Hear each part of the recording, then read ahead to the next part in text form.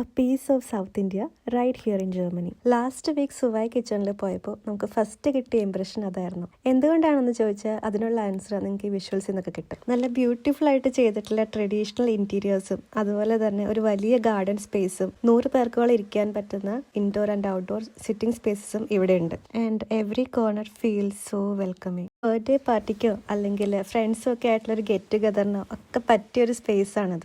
അതുപോലെ തന്നെ ഇവർ ഈവൻ കാറ്ററിംഗും പ്രൊവൈഡ് ചെയ്യുന്നുണ്ട്. ആംബിയൻസ് എക്സ്പ്ലോർ ചെയ്ത് കുറച്ച് നടന്നത് കൊണ്ട് നമ്മൾ നമ്മുടെ മെയിൻ പരിപാടിയിലേക്ക് വരാൻ കുറച്ച് ലേറ്റായി. അതെ, ഫുഡ്. ഓതന്റിക് ആയിട്ടുള്ള സൗത്ത് ഇന്ത്യൻ കുസിൻസും അതുപോലെ ഇൻഡോ ചൈനീസ് കുസിൻസും ഒക്കെയാണ് ഇവരുടെ ഹൈലൈറ്റ്. വരുന്ന കാര്യം മുൻകൂട്ടി അറിയിച്ചു കഴിഞ്ഞാൽ ഇവര് നമുക്ക് വേണ്ട ഐറ്റംസ് ഒക്കെ പ്രിപ്പയർ ചെയ്ത് വെക്കുകയും ചെയ്യും. ഇവിടുത്തെ സിഗ്നേച്ചർ ഐറ്റംസ് ആയിട്ടുള്ള തട്ട ഇഡ്ഡലിയും ദോശകളും അതുപോലെ കൊത്തു പൊറോട്ടയും മെതുവടയൊക്കെയാണ് നമ്മൾ ട്രൈ ചെയ്തത്. സൺഡേസ് വരുവാണെങ്കിൽ സൗത്ത് ഇന്ത്യയുടെ പല ഭാഗത്തു നിന്നുള്ള ഫുഡ്സ് ഇൻക്ലൂഡ് ചെയ്തിട്ട് ഒരു മൾട്ടി കോഴ്സ് ബഫേയും ഇവർ ഓഫർ ചെയ്യുന്നുണ്ട്. ഇതിന്റെ ലൊക്കേഷൻ വരുന്നത് സോൾട്ടാവിനും ബുക്ക് ഹോൾസിനും ഒക്കെ അടുത്ത് ബാഡ് ഫാലിക് ബോസ്റ്റൽ എന്ന് പറഞ്ഞൊരു സ്ഥലത്താണ്. ഹാംബർഗിൽ നിന്ന് ട്രെയിനിൽ വരുന്നവർക്ക് ബുക്ക് ഹോൾസിലേക്ക് RB എടുത്താൽ അവിടെ നിന്ന് ബാഡ് ഫാലിക് ബോസ്റ്റലിൽ എത്താം. സെറംഗെറ്റി നാഷണൽ പാർക്കിലും ലൂണബർഗ് ഹൈഡേ ബാർഫുസ് പാർക്കിലും ഒക്കെ വരുന്നവർക്കും ഇതൊരു നിയറസ്റ്റ് ഓപ്ഷൻ ആണ്. കാറിൽ വരുന്നവർക്ക് ഗ്രാൻഡ് ആയിട്ടുള്ള ഒരു പാർക്കിംഗ് ലോട്ടും ഇവിടെ ഉണ്ട്. അപ്പോൾ നിങ്ങൾ എന്നാ സുവായ് കിച്ചണിലേക്ക്. See you, bye.